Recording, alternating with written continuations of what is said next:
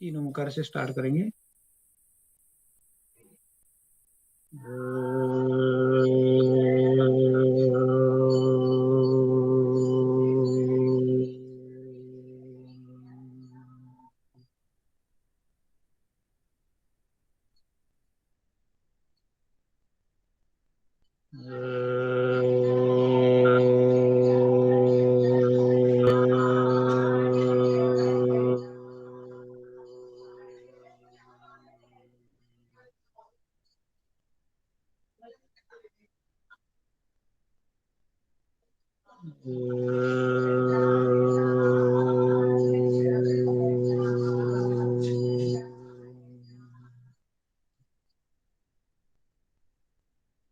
हरिओम।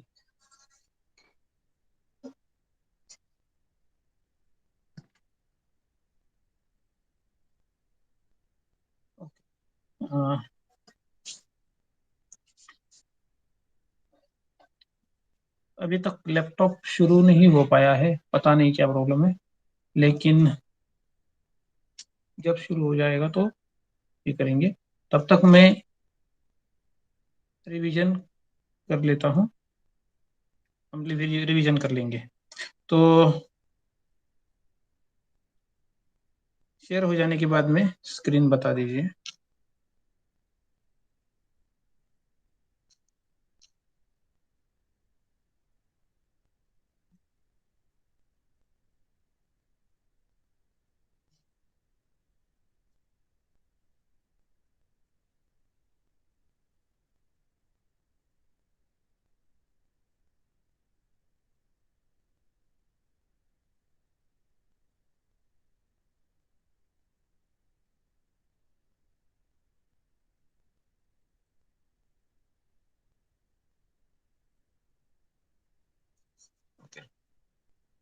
सबको दिख रहा है?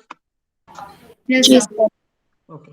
तो तर्क कहाँ से शुरू हुआ? जैसे हमने देखा था कि अथ योगानुशासनम, जैसे हम अभी तर्क के अनुशासन पे चलना जरूरी है। तो वैसे तो ये कहाँ पे लिखी हुई नहीं मिलेगी, लेकिन ये समझने के लिए काफी है, इसलिए ही ये तर्क की हम व्याख्या कह सकते हैं, लेकिन समझने के लिए। ऐसा किसी भाष्यकार ने नहीं लिखा है। भाष्यकार की जो है मैं बाद में दिखाऊंगा आपको, वो 4 या 6 लाइन वाली है।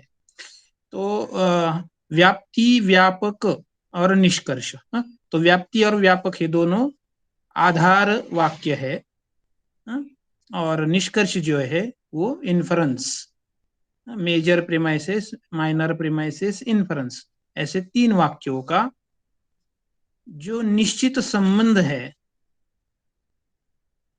उसको हम तर्क कह सकते हैं। इसमें किसी को दिक्कत है? ये तो समझ में हमने कल परसों देख लिया है, कल या लास्ट 2 लेक्चर्स में। ओके।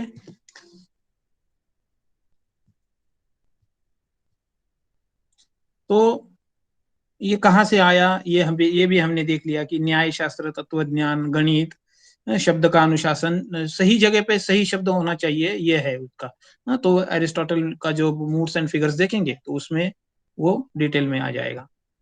और वाद का प्रकार है, हमने न्याय शास्त्र में देखा था कि वाद का एक प्रकार है।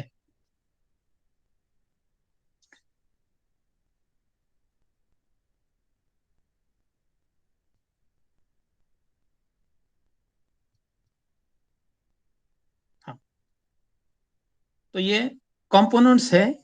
वाक्य जो है ये किससे बनता है? Subject, predicate, middle term, quantifier, copula. Is it clear? ये तो हमने देखा है, यस देखा है, पी देखा है, मिडल टर्म देखी थी, और क्वांटिफायर और कोपुला। मात्रात्मक, संयोजक, क्वांटिफायर मतलब मात्रात्मक, कोपुला संयोजक, मिडल टर्म मध्य पद, प्रेडिकेट जो है उसको विधेय बोले थे, और सब्जेक्ट जो है उसको कर्ता। तो ये टाइप्स ऑफ प्रपोजिशंस है, मतलब जो ये जो वाक्य है, ये अगर हम उस चौकट में बिठाते हैं जैसे उन्होंने बताया है वैसे, तो उसको हम क्या कहेंगे? प्रपोजिशन। सही बात है। तो ये प्रपोजिशन, तो ये प्रपोजिशन होने के बाद में ये जो प्रपोजिशन का टाइप है AEIOU,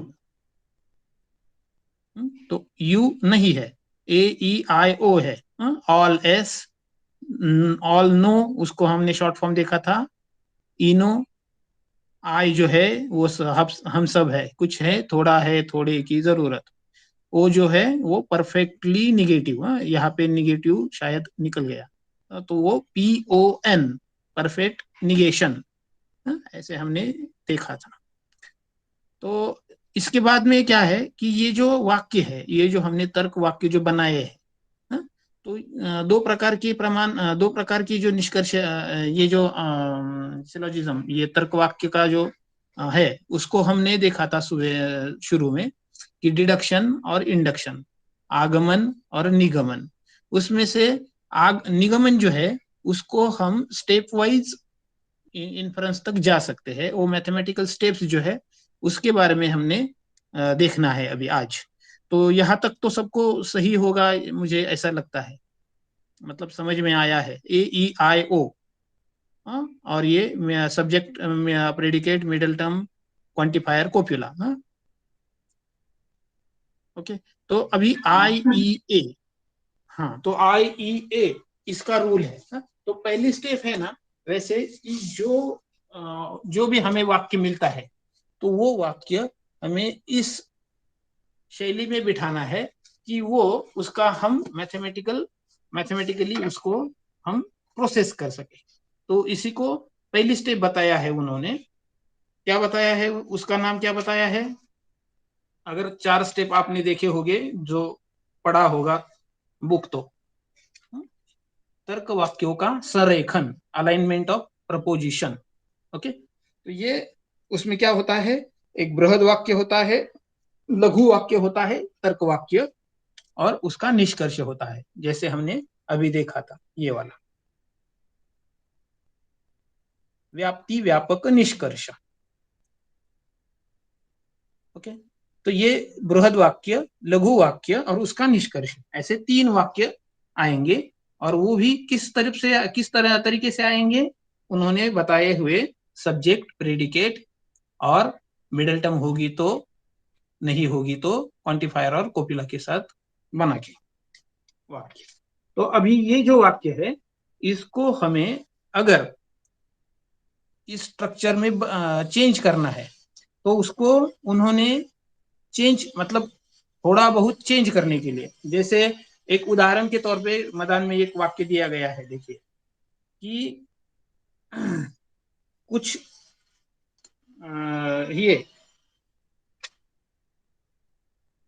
ये जो वाक्य है, कोई वाहन घर नहीं है,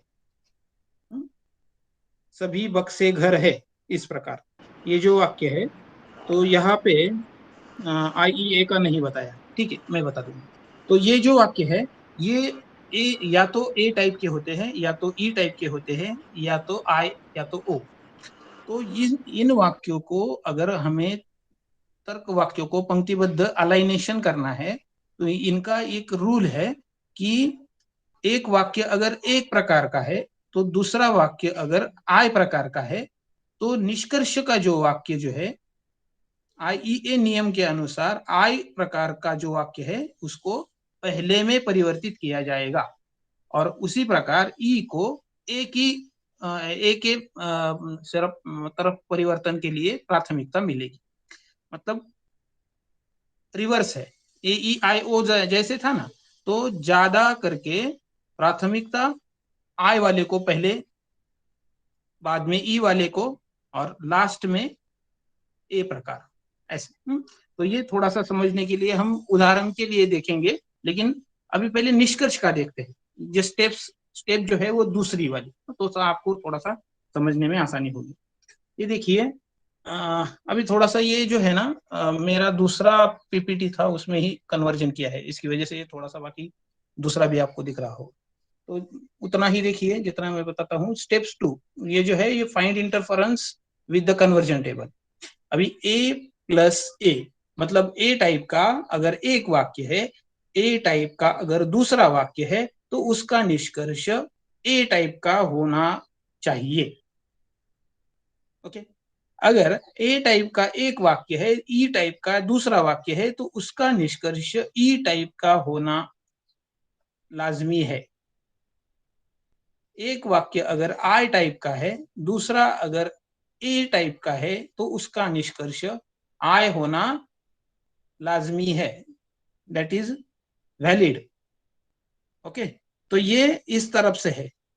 आई और ई अगर दोनों वाक्य है एक एक तरफ, तो उसका निष्कर्ष ओ जैसा होना चाहिए।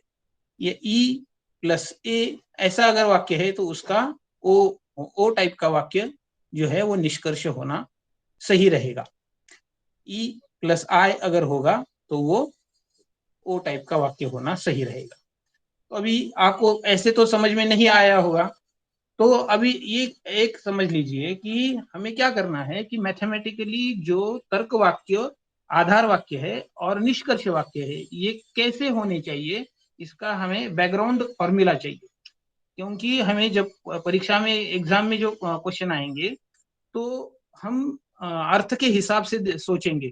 अरे ये आदमी बुद्धिमान है, कई राम बुद्धिमान है इसीलिए सब बुद्धिमान है, एक ऑप्शन। दूसरा, राम बुद्धिमान नहीं है, दूसरा ऑप्शन। ऐसे चार ऑप्शन जो आएंगे तो उसमें से क्या होगा, तो हम अर्थ जो है मीनिंग के हिसाब से, अर्थ के हिसाब से सोचेंगे, ढूंढेंगे और बना भी लेंगे शायद।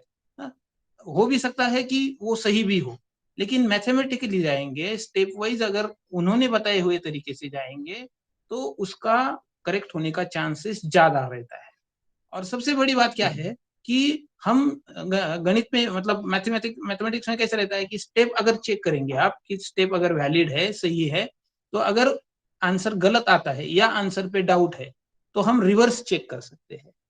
तो इसमें ये बेनिफिट रहता है। और सबसे बड़ी बात यह है, दूसरी बड़ी बात है कि मैं अभी भी बताता हूँ कि इतना समय हमें वक्त मिलेगा क्या नेट के एग्जाम में, शायद नहीं भी मिल सके, लेकिन ये कंफ्यूजन की स्थिति में आपको जरूर काम में आएगा कि इसमें आप जितना आपने एक क्वेश्चन के लिए टाइम असाइन किया है उससे अगर टाइम ज्यादा जा रहा है तो हम इस तरीके से उसको वेरीफाई करने के चांसेस, मतलब उसमें वक्त ज्यादा नहीं जाएगा, ये हो सकता है। तो इसलिए हम ये जो है ये देखेंगे। तो उन्होंने जो एग्जाम्पल दिए हैं उसी को हम लेंगे। तो क्या मेरा आपसे सवाल है कि एक अगर वाक्य ए टाइप का है, हा? तो उसका दूसरा वाक्य ए टाइप का है, तो उसका निष्कर्ष ए के सिवा और कोई हो सकता है क्या? तो एक ऐसा वाक्य है, हमने देखा था कि कैसे, क्या देखा था कि दोनों है, मतलब सभी है होना चाहिए। सब्जेक्ट भी है, ऐसा रहेगा। मैं वो दिखा नहीं पा रहा हूँ क्योंकि लैपटॉप शुरू नहीं हो रहा है, तो प्रेजेंटेशन नहीं हो पा रहा है। तो आ, सभी कुर्सियां मेज है। इसमें क्या है, सर्वव्यापकता, सभी आ गया, सकारात्मकता है आ गया, कुर्सियां और मेज ये जो दोनों है सब्जेक्ट और प्रेडिकेट ये दोनों आ गए। तो ये क्या हो गया, ए टाइप का वाक्य है। दूसरा वाक्य क्या है कि सभी मेजे फर्नीचर है, तो ये क्या हो गया, सभी और है सकारात्मक हो गया, है वाला, और सभी है इसकी वजह से वो सर्वव्यापी यूनिवर्सल हो गया, सब्जेक्ट और प्रेडिकेट है इसीलिए ये ए टाइप का हो गया। ये तो आपको क्लियर है या इसमें कुछ डाउट है? हाँ, एकदम आसान एग्जांपल है, इसमें किसी को डाउट है तो बता दीजिए, तो वो क्लियर करेंगे। ए टाइप वाला वाक्य है दोनों भी। चाहिए तो आप हाथ से लिख लीजिए, सभी कुर्सियां मेज है, सभी मेजे फर्नीचर है। तो इसका निष्कर्ष सभी कुर्सियां फर्नीचर है, इसमें मिडल टर्म है, मेज जो है वो मिडल टर्म है, ये दोनों जगह पे आता है, पहले वाले वाक्य में दूसरे वाले वाक्य में, ये दोनों वाक्य में आने की वजह से उसका लोप हो गया, तो सभी कुर्सियां फर्नीचर है, ऐसा उसका निष्कर्ष निकल गया।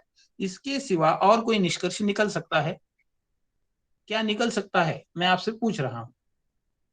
नो सर, पॉजिटिव ही रहेगा ना? पॉजिटिव भी रहेगा और यूनिवर्सल भी रहेगा। Yes, positive and universal. हाँ, पॉजिटिव है तो अगर वो यूनिवर्सल नहीं है तो दूसरा भी हो सकता है ना, आय वाला। जी सर। वो क्या है, यस। हाँ, पर्टिकुलर पॉजिटिव और पर्टिकुलर, पॉजिटिव। यस। हाँ, पॉजिटिव हाँ, पर्टिकुलर। आय वाला हो सकता है क्या, नहीं हो सकता है, क्योंकि सभी सभी लिखा है ना दोनों जगह पे। तो इस टाइप से हमने a+a=a ये देख लिया। अगर आपको ये दोनों इस टाइप के वाक्य मिल जाते हैं, आधार वाक्य, और आपको निष्कर्ष आता है और नीचे किसी में नहीं है ऐसा आता है, दोनों तरफ सभी है भी, नीचे एक जगह पे सही सही सभी लिखा है लिखा है, और दूसरी जगह पे लिखा है कुछ है लिखा है, या कुछ नहीं है और सभी नहीं है ऐसा है, तो आपको आसानी से ये समझ में आएगा कि a+a=a ही है, दूसरा नहीं होना चाहिए। ओके, इसमें किसी को दिक्कत है? हमने सिर्फ a+a=a यही देखा है, find the inference with the conversation table. अब ये कन्वर्सेशन टेबल कहाँ से आ गया, ये तो हम बाद में देखेंगे, या उसको देखने की जरूरत भी नहीं है वैसे।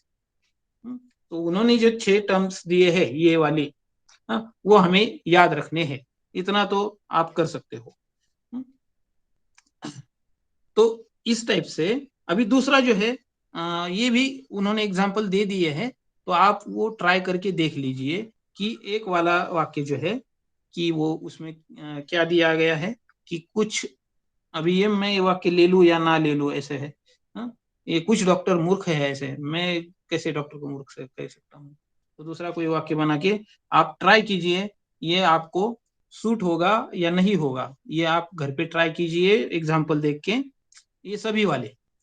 हम्म, अगर उसमें कुछ दिक्कत आती है तो बता दीजिए, तो हम देखेंगे। इसलिए हम स्टेप तीसरे पर जाएंगे।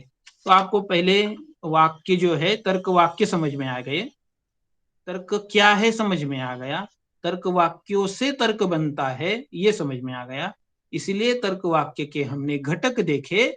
तर्क वाक्य के ये मैं आपको जो बोल रहा हूँ वो दिखा रहा हूँ। हाँ, ये तर्क है, ये तर्क कहाँ से आ गया, ये यहाँ से आ गया। तर्क जो है वो क्या है, ये तर्क ये है, ये संबंध करके तर्क है।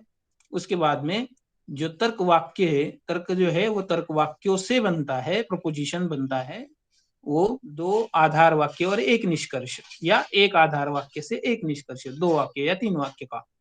तो ये वाक्य जो है उसके ये घटक रहते हैं।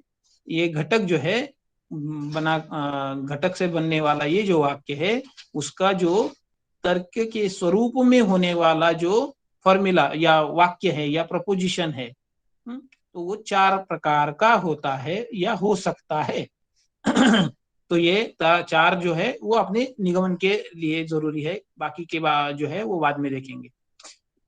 उसमें जो है वो निगमन का जो पहली स्टेप है वो ये है कि तर्क वाक्य जो है वो ठीक से बनाना है, मैथमेटिकली, जो आगे हमें ये ऐसे ऐसे फॉर्मूले के लिए काम में आ सके ऐसे। उसमें थोड़ा कन्वर्जन रहता है, तो कभी कभी कन्वर्जन करना पड़ता है, तो IAE ये रूल इस्तेमाल करना है। शायद आपको ये समझ में नहीं आ गया होगा, तो हम फिर से देखेंगे। और बाद में दूसरी स्टेप है, ये एक वाक्य आपने बना लिया, ठीक से अलाइन कर लिया, उसको हमने कन्वर्जन टेबल के हिसाब से कौन सा निष्कर्ष निकालना लाजमी है ये देखना है। तो ये लाजमी निष्कर्ष जो है ये टेबल से हमें मिल गया, और हमें उससे निष्कर्ष मिल गया। तो ये निष्कर्ष, अगर फिर भी कोई ऐसा वाक्य रहता है कि उससे हमें निष्कर्ष ना मिल पाए, तो क्या करना है? तो उसके लिए उन्होंने तीसरी स्टेप बताई है। तो ये इसका तो PPT में इंक्लूजन नहीं कर सका मैं, इसकी वजह से इसको मैं यहाँ पे स्टॉप करता हूँ प्रेजेंटेशन। हाँ, तो क्यों रूट गया है ये? हाँ, तो ये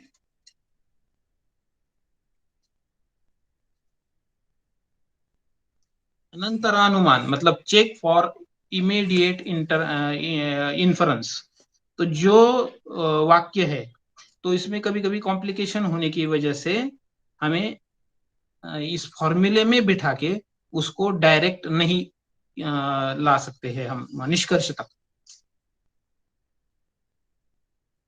तो हमने अनंत इमीडिएट इन्फरेंस के लिए, अनंतरानुमान के लिए उसको परीक्षण करना है।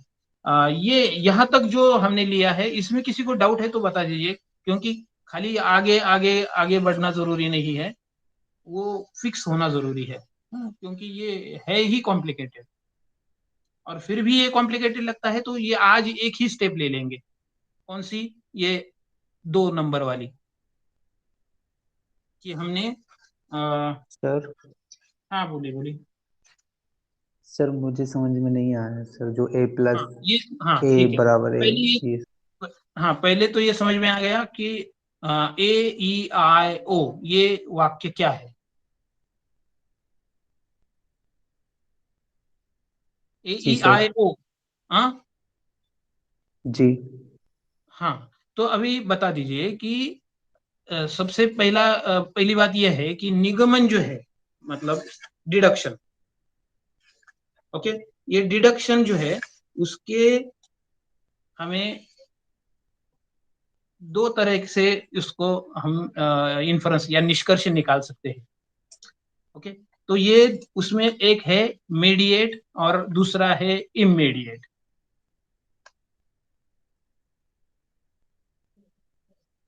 मध्यस्थ पद और मध्यस्थ पद ना होने से अनंतरानुमान कहा है उन्होंने, उनका उसका नाम। ये 2 टाइप तो समझ में आ गया आपको। एक में मध्यपद होता है, कॉमन कॉमन मध्यपद होता है, और एक में कॉमन जो मध्यपद नहीं होता है।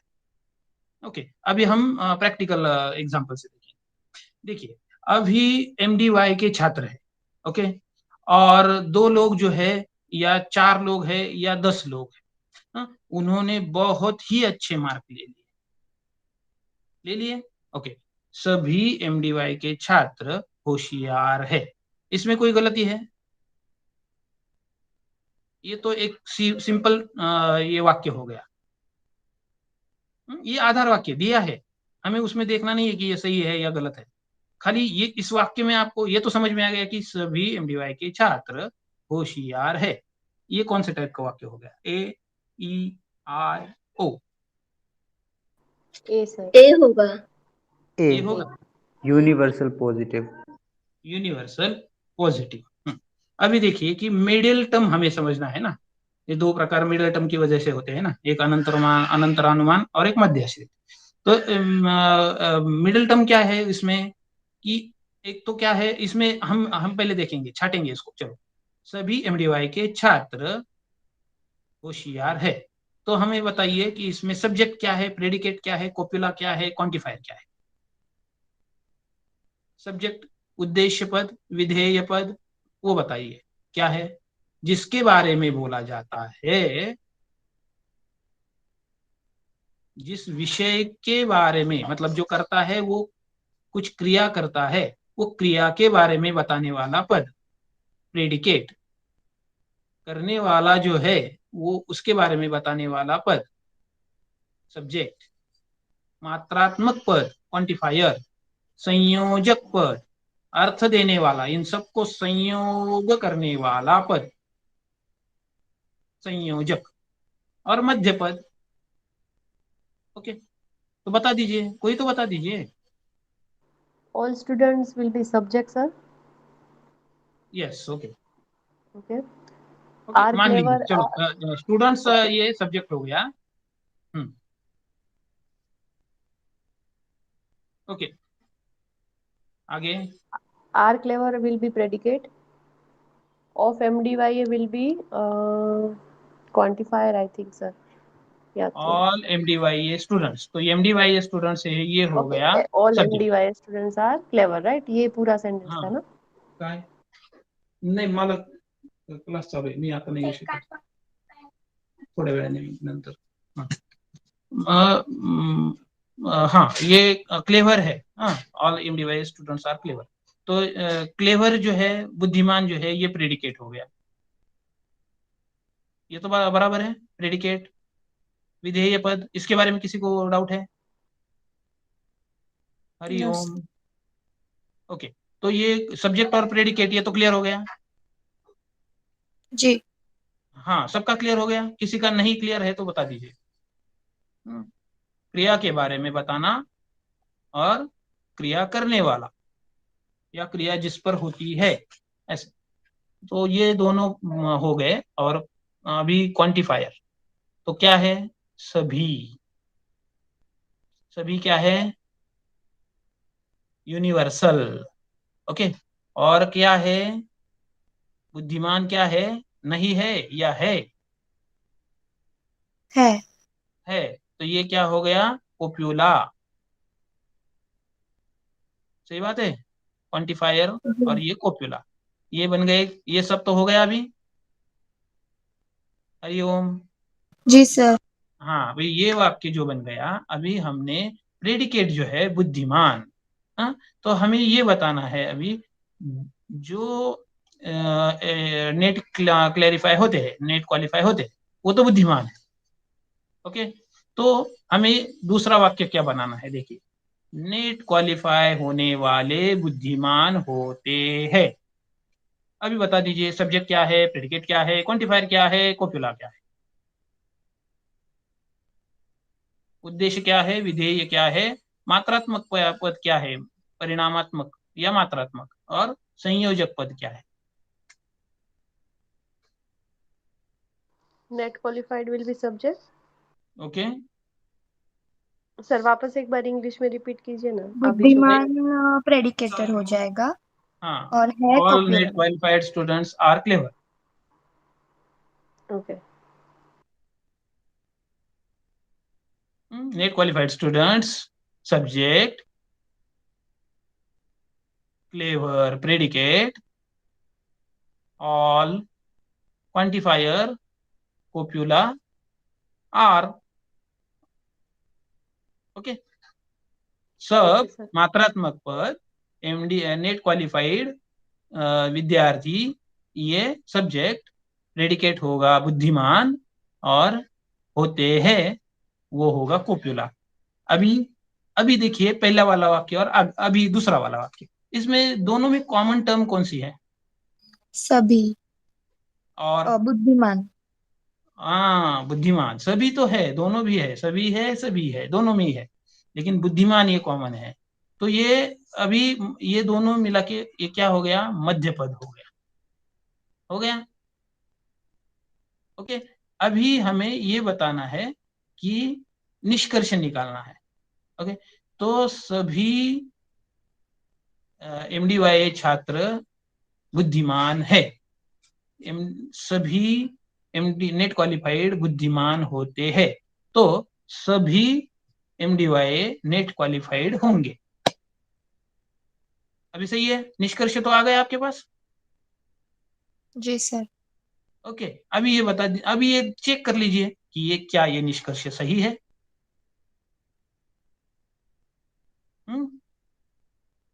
क्या ये निष्कर्ष सही है?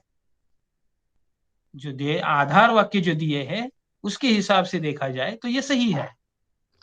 हाँ सर, क्योंकि दोनों ए ही सेंटेंस है ना, तो हमें आंसर भी अपना दिमाग ए। नहीं लगाना है। नहीं नहीं, मतलब सर दोनों पॉजिटिव है तो यूनिवर्सल पॉजिटिव ही आएगा ना। Yes yes. हाँ, यस। तो इसमें मध्य पद का लोप भी हो गया, ये भी हमने देख लिया, तो ये मध्याश्रित हो गया। ये तो समझ में आया अभी?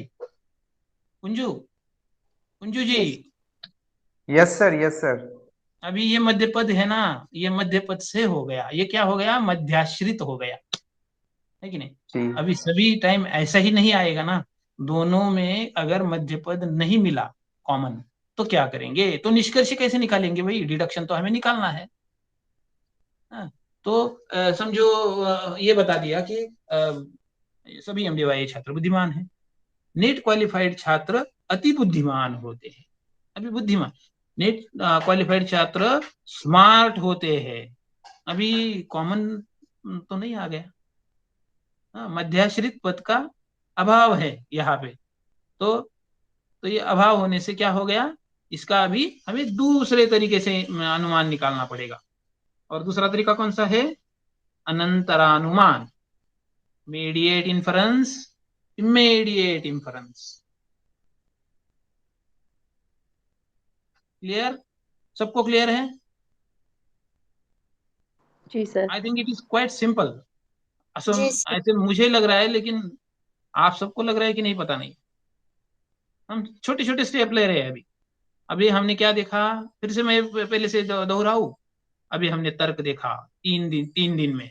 तर्क देखा, तर्क कहाँ से आया देखा, तर्क कैसा होता है देखा, तर्क के वाक्य होना जरूरी है, तर्क के वाक्य के घटक देखे, तर्क के वाक्य घटक देखने के बाद वो घटकों से बनने वाला वाक्य कैसा होता है 4 प्रकार का। वो 4 प्रकार का जो वाक्य है उसकी मदद से हमें इन्फरेंस निकालने के लिए 4 स्टेप बताए गए हैं। 4 स्टेप में से पहला स्टेप है तर्क वाक्य को सरल बनाना, वो हमने किया। उसके बाद में हमने तर्क वाक्यों का उन्होंने दिया हुआ चार्ट के अनुसार इन्फरेंस कैसा होना चाहिए ये देखा है अभी तक। तो ये देखने के बाद में भी अगर किसी को नहीं ना, ये लैपटॉप असहकार आंदोलन चल रहा है उसका, ऐसे वो आज शुरू ही नहीं हो रहा है ऐसे। हाँ, बुलाया है उसको, वो भी अभी आने वाला था 4 बजे, उसको 3 बजे बुलाया था, वो 4 बजे आने वाला। क्या करे, ऐसा ही होता है। जब शुरू शुरू हो जाएगा ना तो अगले टाइम प्रेजेंट करके फिर से बताएंगे ये सब। ओके। कोई तो पूछ रहा था चैट बॉक्स में कि प्रेजेंट क्यों नहीं कर रहे, इसीलिए मैंने ये सब बता दिया। ओके। तो इस तरह से हम अनंतरानुमान की स्टेप तीसरी की तरफ आ गए। अभी तक तो क्लियर हो गया। अगर पहला क्लियर नहीं है ना कुछ, तो आगे जाके कुछ फायदा नहीं है भाई। खाली आगे जाएंगे आगे जाएंगे, आगे सबसे गड्ढा है, उसमें गिर जाएंगे। तो अभी तक का क्लियर हो गया है अगर, तो आगे का मैं बताता हूं। या अभी तक का जो है वो आज चरवन कर लीजिए, चू दैट। उसका हम आप स्टडी कर लीजिए कि ए प्लस ए होता है क्या, ए प्लस ई ई ही होता है क्या, आई प्लस ए आई ही होता है क्या। अभी जो हमने चार्ट देखा था ना वो स्टेप 2 वाला, परिवर्तन सारणी की सहायता से निष्कर्ष, finding the inference with the help of conversion table, ऐसे। तो ये देख लीजिए, आज हम दूसरा चीज लेंगे थोड़ा सा। ये स्टेप तीसरा और चौथा ये जो है ये कल या अगले लेक्चर में ले लेंगे। तो अभी हम या तो स्क्वायर ऑफ अपोजिशन देखेंगे AEIOU का, या तर्क के टाइप देखेंगे। कौन सा देखेंगे? एक लाइट सब्जेक्ट, एक थोड़ा सा अभी तो ये डिफिकल्ट सब्जेक्ट हो गया है, ऐसे समझो। तो ये लाइट वाला कौन सा रहेगा आपको? तर्क के प्रकार या स्क्वायर ऑफ अपोजिशन, मतलब वाक्यों का विरोध जो है उसके 4 प्रकार है वो। तो तर्क के प्रकार जो है वो आपको प्रेजेंटेशन में ही समझ में आएंगे। अभी आप कागज ले लीजिए, पेन ले लीजिए और एक स्क्वायर बनाइए। AEIO इसका हम स्क्वायर ऑफ अपोजिशन देखेंगे। तो स्क्वायर में राइट हैंड साइड अपर में E लिखिए और लेफ्ट हैंड साइड पहले A लिखिए। AE, नीचे I लिखिए डाउन साइड लेफ्ट हैंड, और down side right hand O लिखिए। एक चौकोन बनाना है, ऊपर से लेफ्ट से राइट की तरफ, जैसे हम लिखते हैं ना वैसे।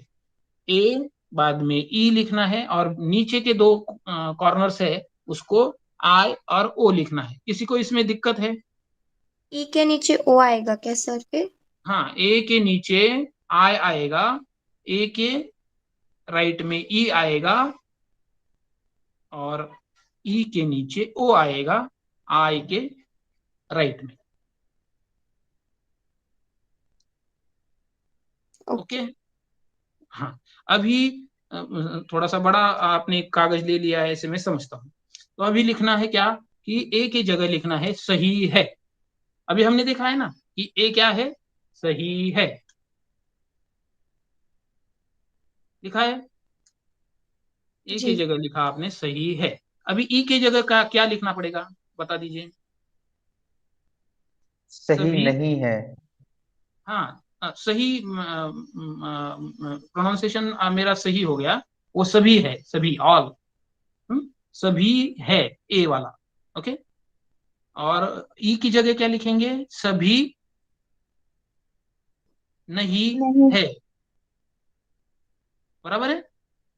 हाँ लिख लीजिए, सभी यस नहीं सर। है, लिखा है आपने। अभी जी। नीचे आई की तरफ क्या लिखेंगे बोलिए। आई क्या है? कुछ है। कुछ, हाँ कुछ बराबर है, और है, राइट, बिल्कुल राइट, कुछ है, थोड़ा है, थोड़े की जरूरत है। हम्म। और ओ की जगह क्या लिखेंगे भाई? कुछ नहीं है। कुछ नहीं है। कुछ है, हाँ कुछ नहीं है, सब माया है। जीरो है, ओ है। ओके, तो अभी बता दीजिए कि ए और ई का रिलेशन जो है ये कैसे है? सभी है और सभी नहीं है, तो क्या हो गया? ऑपोजिट। अपोजिट। अपोजिट हो गया। हाँ, तो अपोजिट का जो है, तो उसमें क्या है कि एक जो है अभी ये देख लीजिए कि ए सभी है और आई जो है ये सभी कुछ है, तो इसका रिलेशन क्या हो गया? थोड़ा पॉजिटिव। नहीं, व्याप्ति व्यापक समवट। ऐसे हम से देखेंगे तो उसमें अच्छा से है अच्छा। कुछ। हाँ, पर्टिकुलर अधीनस्थ। पॉजिटिव। पर्टिकुलर हाँ, यहाँ पॉजिटिव। का जो वर्ड है वो अधीनस्थ है, मतलब यस। उसका। पर्टिकुलर। अरे हाँ, अरे मैं तो एक छोटा सा हिस्सा हूँ उसका, ऐसे है कि नहीं? कोई हमें बोलता है कि अरे आपने बड़ा काम किया, अरे कुछ नहीं, हम सब मिलके कर रहे हैं, मैं तो थोड़ा हिस्सा काम कर रहा हूँ। तो हम क्या है, उसका अधीनस्थ है। हाँ? उसका क्या है, सब, सब टाइप में है अब। हम्म, सब ये अल्टरनेशन है यहाँ पे शब्द। तो इसका हमने जैसे देखा था ना, ये छोटा वाला गोल और बड़ा वाला गोल, तो छोटा वाला गोल जो है तो उसमें अधीनस्थ हो गया, उसका कुछ हिस्सा हो गया। हाँ, तो ये जो अपोजिट है ना, अभी देखा था ना आपने, तो ये अपोजिट है ना, ये कैसे हो गया कि मानो कि सभी है और सभी नहीं है, तो ये क्या हो गया? सफेद अगर है तो उसका अपोजिट क्या हो गया? सफेद नहीं है। राइट बात, इसको हम काला बोलते हैं। सही बात है कि नहीं? है कि नहीं? जी। तो हाँ, तो सभी है में अगर बीच में हमने डाल दिया सभी सफेद है, तो सभी सफेद नहीं है, तो उसका हम काला कहें। या सभी सभी काला है, तो उसमें उसका अपोजिट क्या हो जाएगा सभी नहीं है में? सफेद। हाँ, ये सभी काला है, ऐसा मेरा ए वाक्य है, तो ई में क्या हो जाएगा वो? सभी काला। भी अरे काला नहीं है या सफेद है? नहीं है। हाँ, तो आपको तो समझ गया है। अभी देखिए, ये जो है ना, ये दूसरे पहला जो स्टेप था ना कि हमें अल्टरेशन करना है सब वाक्यों का, तो वो इसलिए करना है कि ये हमें क्या बोलते हैं उसको, वो सब जो चौकट है उसमें ला सके। तो अभी अगर पहला वाला वाक्य है कि ए वाला वाक्य है कि सभी काला है, अभी हमने उसको दूसरा वाला जो वाक्य है उसमें सफेद शब्द है, तो उसको हम क्या कर सकते हैं कि सफेद सभी काला है, इसका मतलब सभी सफेद नहीं है। क्या हो गया बताइए, ए टाइप का वाक्य कौन सा हो गया? ई टाइप का हो गया या दूसरा हो? ई। सभी काला है वाक्य को हमने कन्वर्ट कर दिया कि सभी सफेद नहीं है। ई हो गया ना वो, और मीनिंग तो वही रह गया, जी सर। है कि नहीं? जी तो सर। इसीलिए हाँ, तो ये पहली स्टेप है। हाँ, तो वैसे तो ये हो गया अपोजिट रिलेशन, इसको हम इसको क्या कहा है उन्होंने स्क्वायर ऑफ अपोजिशन में? कॉन्ट्ररी टर्म्स, विरोधी पद, विपरीत पद। ओके, अभी ये तो समझ में आ गया। रेज हैंड किसने तो किया है, बताइए आपकी क्या आशंका है, या गलती से हो गया? गलती से हो गया है तो ठीक है, नहीं है तो माइक ओपन करके पूछ लीजिए। तो ये कॉन्ट्ररी आपको तो समझ में आया? ओके। जी सर। ओके, अभी आई और ओ इसमें कौन सा रिलेशन है?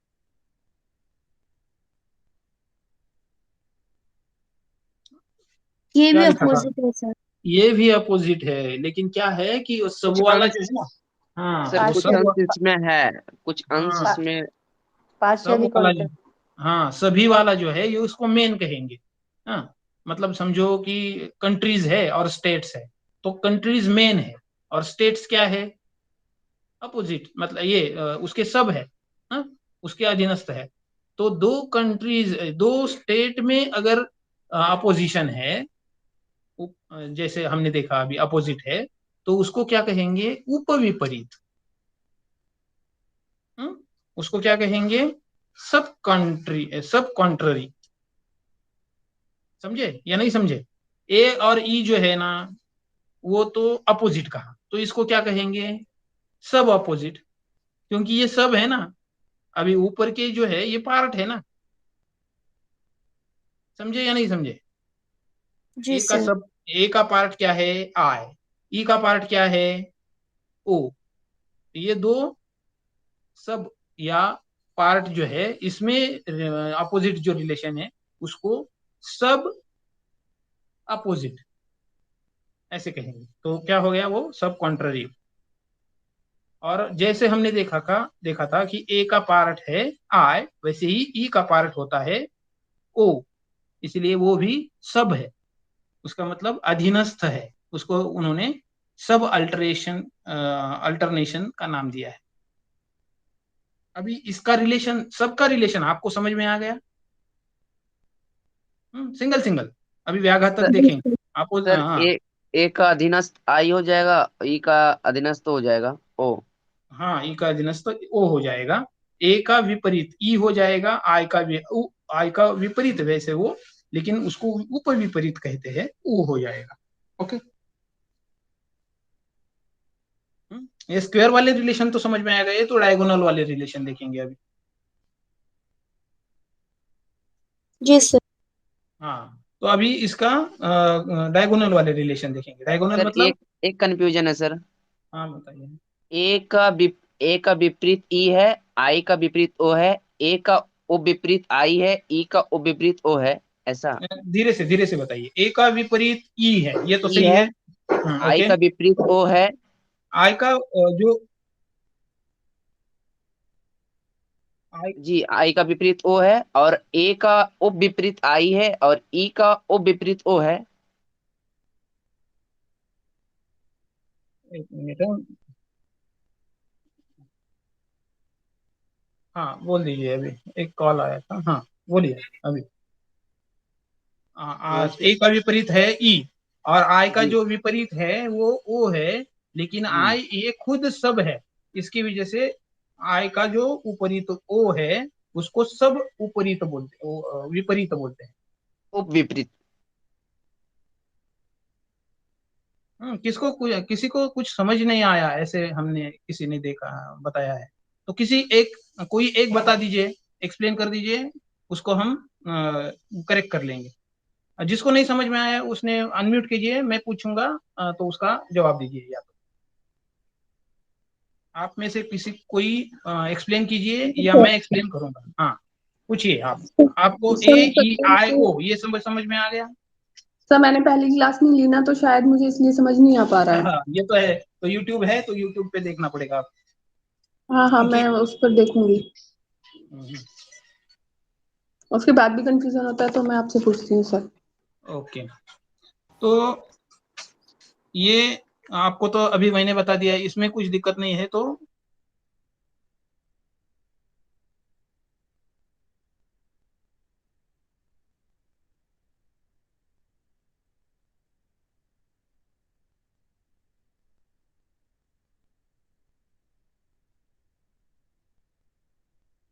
सर आपने मुझे बोला क्या?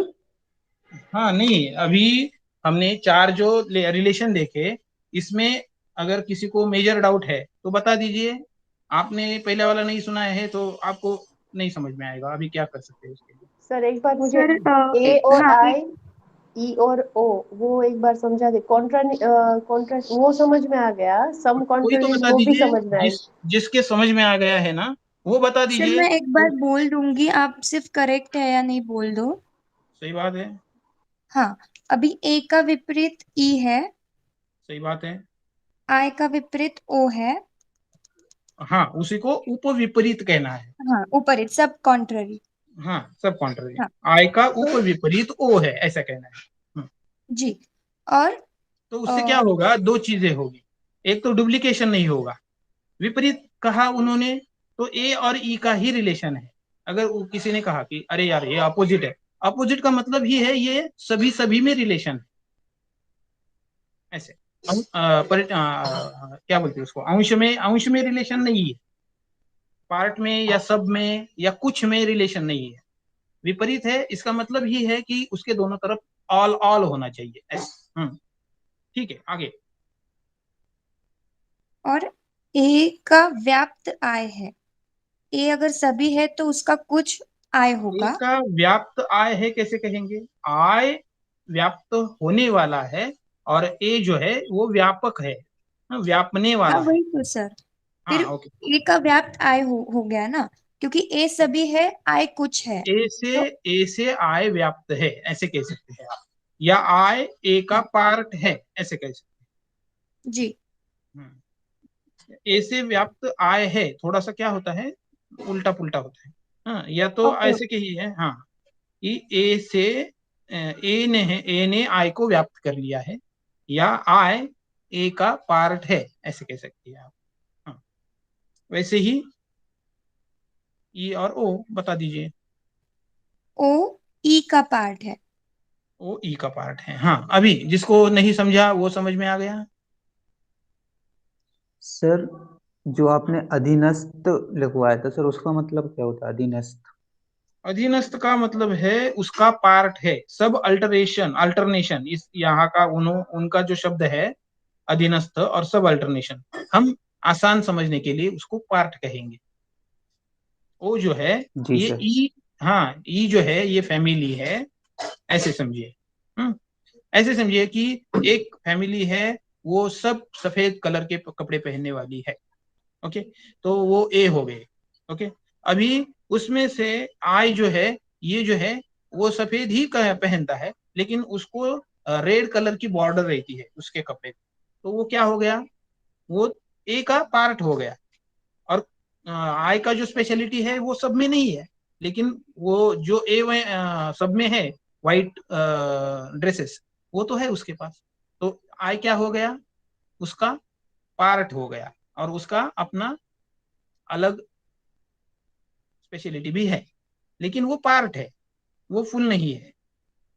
समझे? जी सर जी। Yes okay. तो अभी 53, हाँ, 4:53 हो गए हैं, तो अभी आज रुकना पड़ेगा। तो अभी हमने जो स्क्वायर ऑफ अपोजिशन में खाली ये रह गया है अंतर विरोधात्मक, मतलब कॉन्ट्राडिक्टरी, तो हम आगे देखेंगे और तीसरी और चौथी स्टेप देखेंगे अगले लेक्चर में। तो पहले वाला सब देख लीजिए, क्लियर कर लीजिए, ट्राई कर लीजिए जो सेंटेंसेस है वो। ओके, तो सर आपने अभी थोड़ी देर पहले डायगोनल बताया था, तो वो क्या है? वही वही व्याघा वो डायगोनल जो है ना वो देखना बाकी रह गया है, वही कॉन्ट्राडिक्टरी है क्या? वही कॉन्ट्राडिक्टरी है। ओके।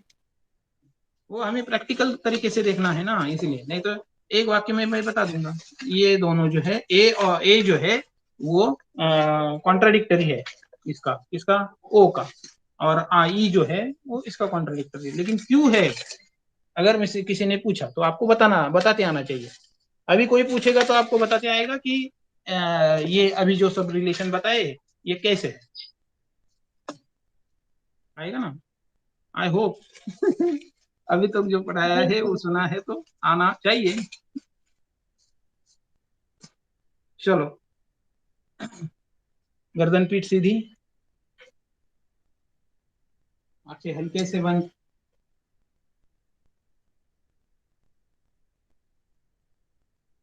तीन ओंकार करेंगे।